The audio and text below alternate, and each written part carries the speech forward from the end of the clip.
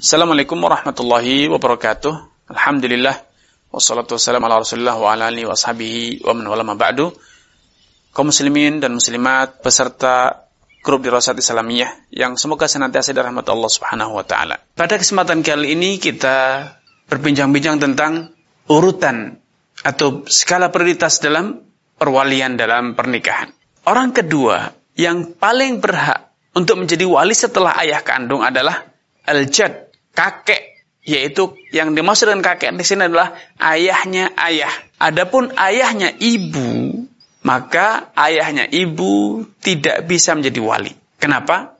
Karena alasan atau dalil dalam pengurutan perwalian dalam pernikahan adalah kias, analogi. Perwalian dalam pernikahan ini dikiaskan dengan hak waris. Kakek yang itu merupakan ayahnya ibu dalam warisan tidak bisa mewarisi karena dia termasuk dzawil arham, kerabat, bukan ahli waris. Karena itu yang dimaksud kakek di sini adalah ayahnya ayah, abul ab.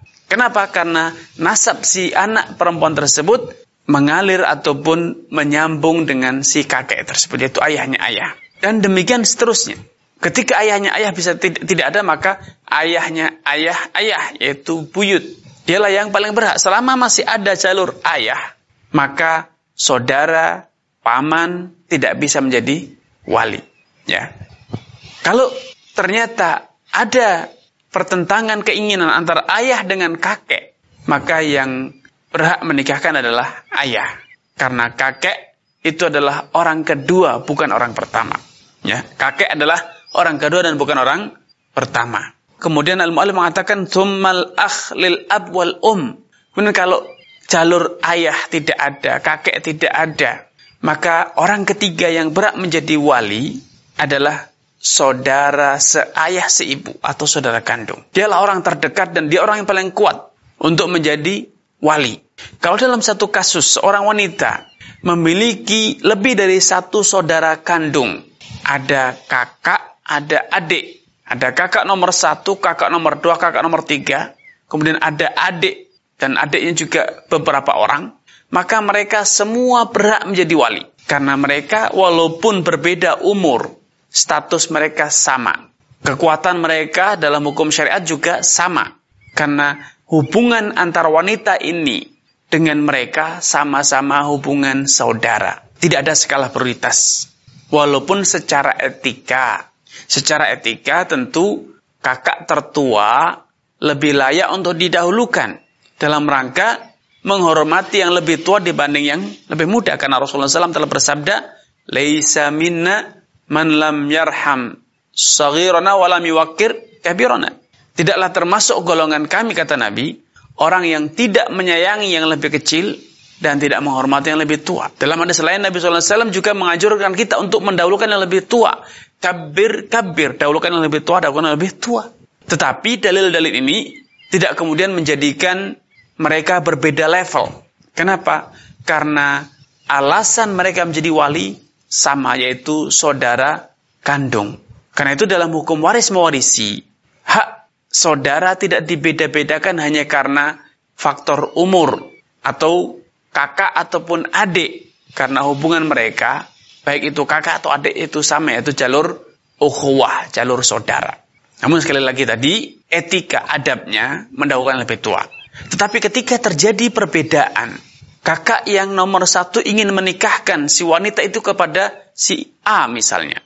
Kakak yang nomor 2 ingin menikahkan kepada si B. Adiknya ingin menikahkan dengan si C. Terjadi perbedaan keinginan. Siapakah yang kemudian berhak untuk memutuskan? Apakah karena senioritas lebih tua itu menjadi alasan untuk mengatakan bahwa adiknya atau kakak yang lebih muda kehilangan haknya? Tidak. Ketika terjadi ketidaksepahaman antara saudara dalam pernikahan ini, dalam menikahkan saudari mereka, maka kewenangan itu dikembalikan kepada wanita yang akan dinikahkan itu. Dialah yang berhak untuk memilih siapakah dari sekian saudaranya yang dia tunjuk untuk menjadi wali. Maka yang dia tunjuk, dialah yang paling berhak. Karena Rasulullah SAW bersabda, La tunkahul bikru hatta tusta'dhan. Walathayibu hatta tustamar. Tidaklah boleh seorang gadis dinikahkan sampai dimintai restu, dimintai izin, dimintai persetujuan darinya. Dan juga tidak boleh dinikahkan seorang janda sampai diminta perintahnya, pernyataan sikapnya secara tegas. Beda antara gadis dengan janda. Janda tidak cukup dengan restu, betul-betul harus pernyataan sikap secara tegas. Ya, nikahkan saya dengan si fulan misalnya. Tetapi seorang gadis cukup dengan adanya restu, yaitu dengan dia diam. Diamnya gadis itu adalah restu, cukup walaupun dia tidak berbicara. Kenapa? Karena seperti yang dinyatakan oleh para sahabat, fa innal bikra tastahi ya Rasulullah. Bagaimana caranya minta izin kepada seorang gadis? Karena gadis itu biasanya malu. Qala idnuha sumatuha, kata Nabi. Restunya, persetujuannya anak gadis, yaitu dengan cara dia diam. Ketika dia diam, berarti dia menyetujui. Nah, dalam hadis ini dengan jelas, wanita harus dimintai restunya, dimintai izinnya, persetujuannya ketika hendak dinikahkan. Ketika terjadi perbedaan keinginan antara sekian wali, maka yang berhak menentukan adalah wanita yang akan dinikahkan tersebut. Siapapun dari saudara yang ditunjuk oleh wanita itu, dipilih oleh wanita itu, dialah yang berhak untuk menjadi wali.